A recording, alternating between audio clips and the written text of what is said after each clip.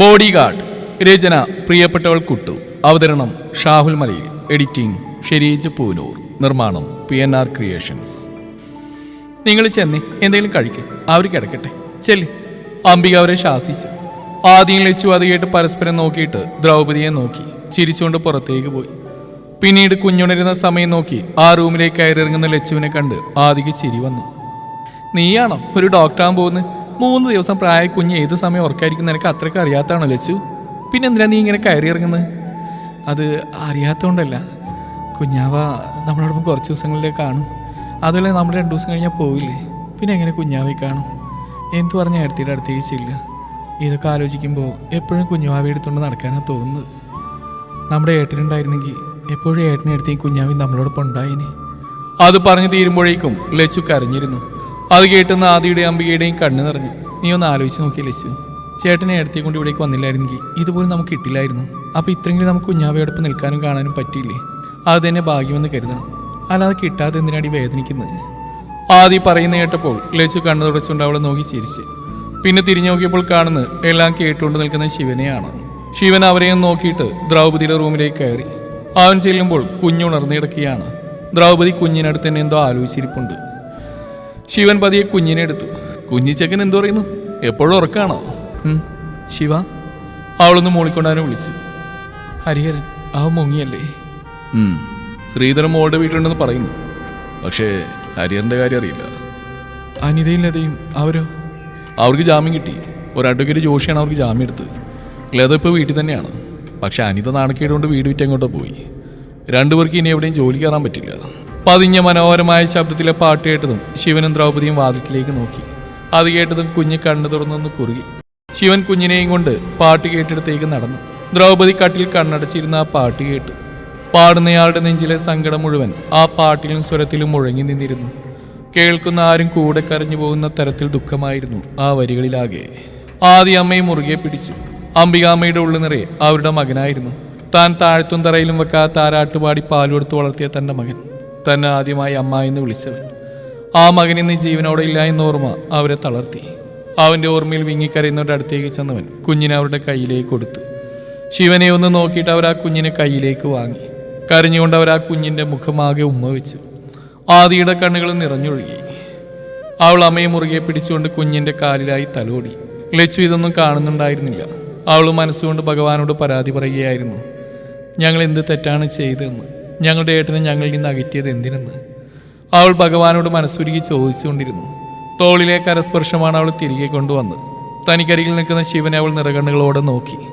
അവളുടെ കണ്ണിൽ നിന്നും കണ്ണുനീർ കവിളിലൂടെ ഒഴുകിയിറങ്ങി. അവൻ ആ കണ്ണ് പതിയെ തുടച്ചുകൊണ്ട് അവളെ തന്നോട് ചേർത്തുകൊണ്ട് പറഞ്ഞു, ജനനവും മരണവും മനുഷ്യരുടെ കയ്യിലല്ല, ഈശ്വരൻ എന്തെങ്കിലും നിശ്ചയിച്ചിട്ടുണ്ടാവും. ചെല്ല്, അമ്മയെ സമാധാനിപ്പിക്കുക. കുഞ്ഞാവ് ഉറങ്ങാതെ അപ്പച്ചിപ്പിണിനെയും കാത്തിരിക്കുക. അത് കേട്ട് ലച്ചു അവനെ തന്നെ നോക്കിയിരുന്നു. അപ്പോഴവളുടെ കണ്ണുകൾ നിറഞ്ഞൊഴുകുന്നുണ്ടായിരുന്നു. ശിവൻ അല്പസമയം അവളുടെ തോളിൽ തട്ടി ആശ്വസിപ്പിച്ചു. മുഖവും തുടച്ച് ലച്ചു എഴുന്നേറ്റ് കുഞ്ഞാവക്കരികിലേക്ക് പോയി. ശിവൻ പുറത്തേക്കും. ആദി ശിവനെ തിരക്കി പുറത്തേക്ക് ചെല്ലുമ്പോൾ ഗേറ്റിനരികിലായി കെട്ടിയിട്ടുള്ള കുഞ്ഞ് സിമെന്റ് ബെഞ്ചിൽ ആകാശത്തേക്ക് നോക്കി കിടക്കുകയാണവൻ.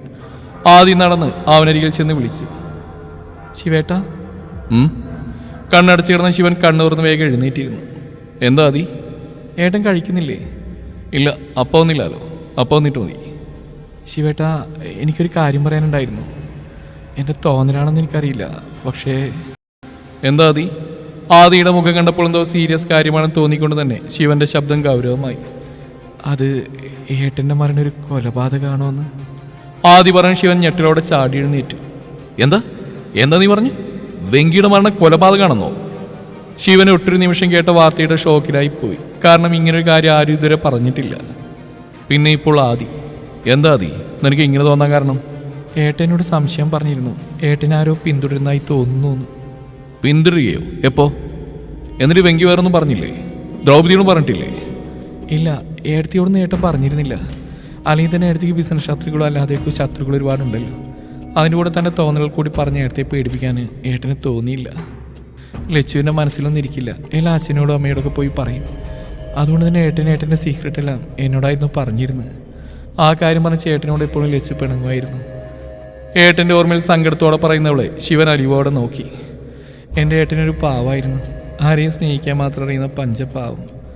ഏടത്തിയെ ഏടത്തിയെ ചേട്ടന് ഒരുപാട് ഇഷ്ടമായിരുന്നു. ഏടത്തിയുടെ സൂപ്പർ സീനിയറായിരുന്നു എൻ്റെ വെങ്കിയേട്ടൻ. ഏട്ടൻ്റെ കോളേജ് റാങ്ക് ഇതുവരെ ആരും ബ്രേക്ക് ചെയ്തിട്ടില്ല. എന്നാൽ കോളേജിൽ വെച്ച് അവർ തമ്മിൽ പരസ്പരം കണ്ടിട്ട് കൂടിയില്ല. പക്ഷേ ഏട്ടൻ ഇൻറ്റേൺഷിപ്പ് ചെയ്ത് ഏടത്തിയുടെ കമ്പനിയിലായിരുന്നു. പക്ഷേ അന്നൊന്നും ഏടത്തിയാണ് അതിൻ്റെ MD എന്ന് എൻ്റെ ഏട്ടന് അറിയില്ലായിരുന്നു. ഒരു മെയിലിലൂടെ വരുന്ന കുറച്ച് നിർദ്ദേശങ്ങൾ അത് കൃത്യമായിട്ട് ചെയ്യുക എന്നായിരുന്നു ഏട്ടൻ്റെ കടമ. കമ്പനി കയറിയപ്പോൾ തന്നെ ഏട്ടനടുത്ത പ്രോബ്ലംസ് എല്ലാം മനസ്സിലായി.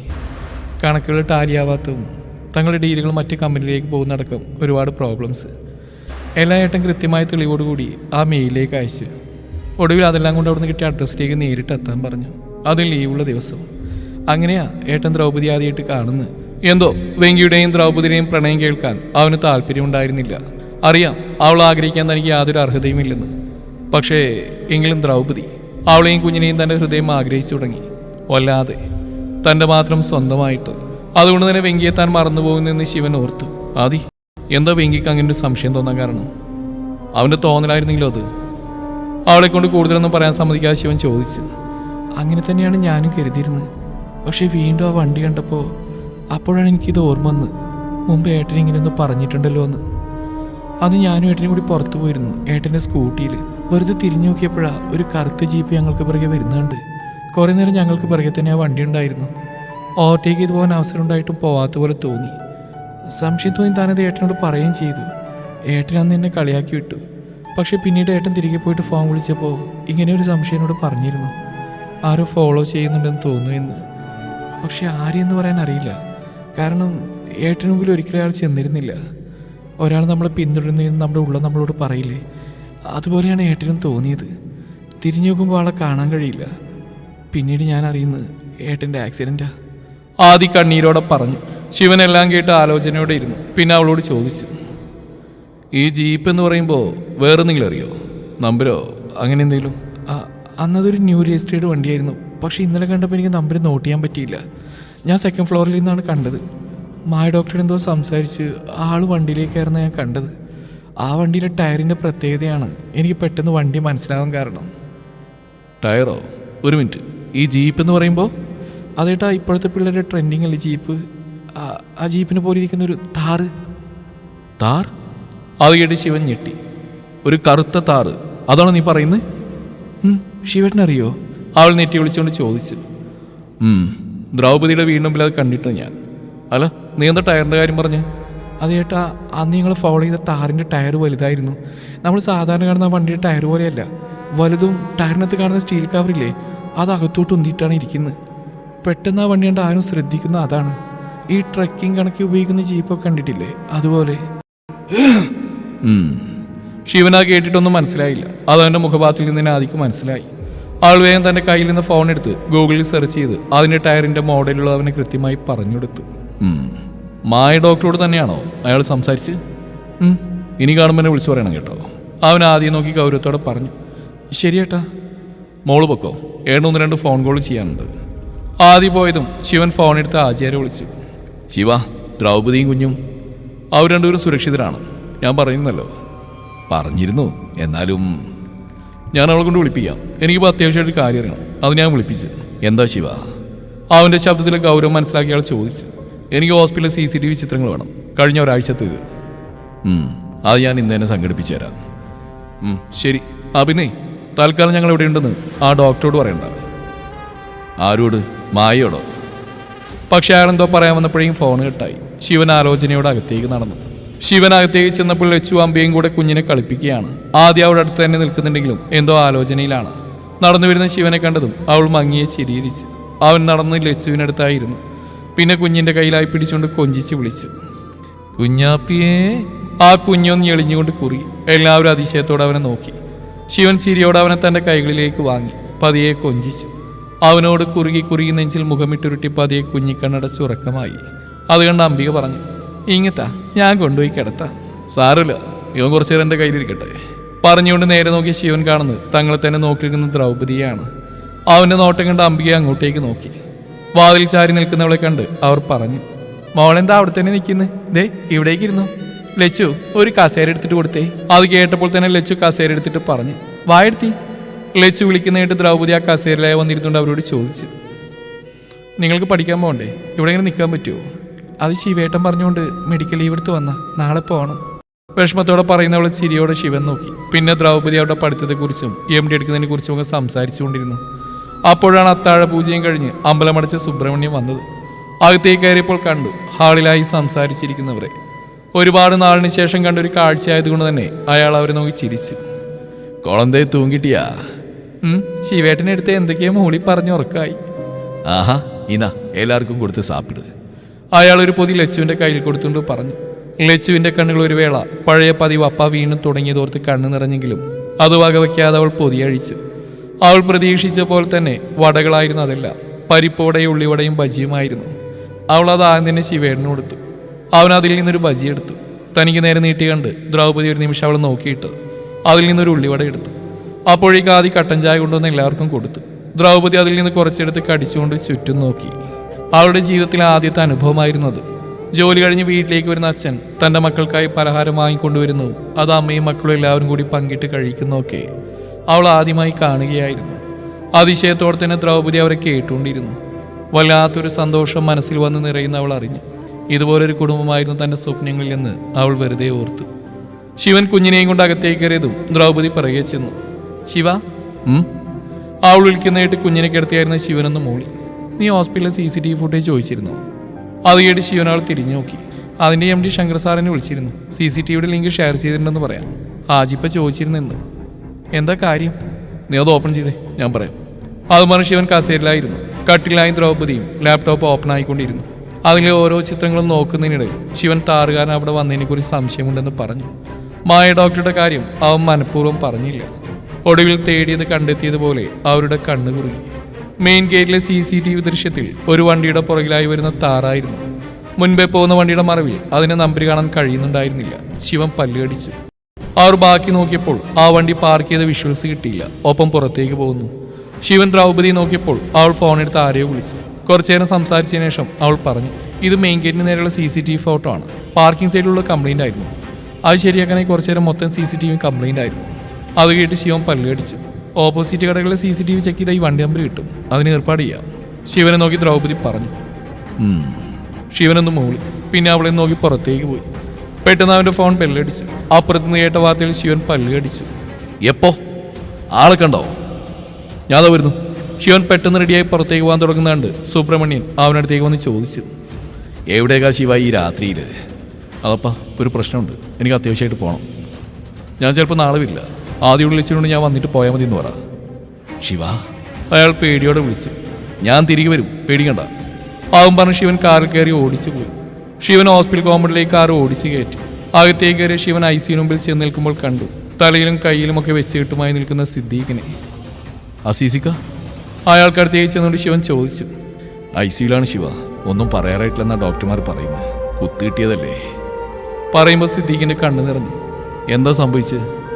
ഞാനും അസീസിക്കയും കൂടി മഗ്‌രിബിന് പള്ളിയിൽ പോയിട്ട് വരുമ്പോഴാണ് അവരൊരുപാട് പേരുണ്ടായി ശിവ. ഞങ്ങൾ കുറേയൊക്കെ പിടിച്ചേക്കാൻ നോക്കി. പക്ഷെ എൻ്റെ കണ്ണും തെറ്റിയ നേരത്ത് എൻ്റെ അസീസിക്ക് അതിലൊരുത്തൻ.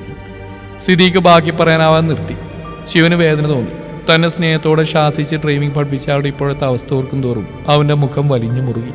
ശിവ, ദ്രൗപദിക്ക് വേണ്ടിയാ അവർ അസീസിക്ക് ഈ വിധം ചെയ്ത്. ഞങ്ങളെ തള്ളുമ്പോഴും ചോദിക്കുന്നുണ്ടായിരുന്നു ദ്രൗപദിയും കുഞ്ഞ് എവിടെയാന്ന്. അത് കേട്ട് അവൻ്റെ മുഖം വലിഞ്ഞു മുറുകി. ഹരിഹരനും ശ്രീധരനും ഇപ്പോൾ എവിടെയുണ്ട്? അത് കൃത്യമായിട്ട് അറിയില്ല. ചെറിയൊരു ഊഹമുണ്ട്. എവിടെ? ശിവൻ അയാളെ നോക്കി ചോദിച്ചു. സിദ്ദീഖ് പറഞ്ഞ് ശിവൻ ശ്രദ്ധയോടെ കേട്ടു. പിന്നെ അയാളെ നോക്കി താഴേക്ക് നടന്നു. കാർ ഓടിക്കുമ്പോൾ ഫോണിലേക്ക് വന്ന ദ്രൗപദിയുടെ കോൾ കണ്ട് ശിവൻ അത് എടുക്കാൻ തുനിഞ്ഞില്ല. അവൻ കാറിൻ്റെ സ്പീഡ് കൂട്ടി. അത് ചെന്ന് നിന്ന് വലിയൊരു ഗേറ്റിന് മുമ്പിലാണ്. അവൻ നിർത്താ ഹോൺ അടിക്കുന്ന കേട്ട് സെക്യൂരിറ്റി ചെറിയ ഡോർ തുറന്ന് വെളിയിലേക്ക് നോക്കി. കാറിൽ നിന്ന് ഇറങ്ങാതെ തന്നെ അയാൾക്ക് നേരെ തോക്ക് ചൂണ്ടി തുറക്കാൻ കൈകൊണ്ട് ആംഗ്യം കാണിച്ചു. അയാൾ വേഗം തന്നെ പേടിയോടെ ഗേറ്റ് തുറന്നു. ശിവൻ സ്പീഡിൽ കാർ മുന്നോട്ടെടുത്തു. അവൻ കാറിൽ നിന്ന് തന്നെ കണ്ടു മുറ്റത്തായി ഗേറ്റിലേക്ക് നോക്കി നിൽക്കുന്ന ഹരിഹരനെ. തനിക്ക് നേരെ വരുന്ന കാർ കണ്ട് ഹരിഹരൻ മാറുന്നതിന് മുന്നേ തന്നെ അതവൻ ഇടിച്ച് തെറിപ്പിച്ചിരുന്നു. ഹരിഹരന്റെ നിലവിളി കേട്ടുകൊണ്ടാണ് ശ്രീധരൻ അകത്തു നിന്ന് ഇറങ്ങി വന്നത്. കാറിൽ നിന്നിറങ്ങുന്ന ശിവനെയും സൈഡിലായി വീണ് നിലവിളിക്കുന്ന ഹരിഹരനെയും കണ്ട് ശ്രീധരൻ ഞെട്ടിയെങ്കിലും ഓടി അനിയനരികിലേക്ക് വന്ന് അവനെ പിടിച്ചുണർത്താൻ ശ്രമിച്ചു. ഒപ്പം തന്നെ ശിവന് നേരെ ദേഷ്യപ്പെട്ടു. എന്താണ് നീ കാണിച്ചെന്താ നീ കണ്ടില്ലടാ ചേറ്റേ, ചേലക്കാതടാ. അതും പറഞ്ഞ അവൻ ശ്രീധരന്റെ മുതുകിലായി ആഞ്ഞ് ചവിട്ടി. ശ്രീധരൻ തെറിച്ചു വീണു. തോളിടിച്ച് വീണുകൊണ്ട് തന്നെ അയാളൊന്ന് പൊളഞ്ഞുവെങ്കിലും തനിക്ക് നേരെ പാഞ്ഞു വരുന്ന ശിവനെ കണ്ട് എഴുന്നേറ്റ് നിന്നു. ആ തെരുവി കിടക്കുന്ന പട്ടി, നീ ആരോടാണ് കളിക്കുന്നത് എനിക്കറിയോ?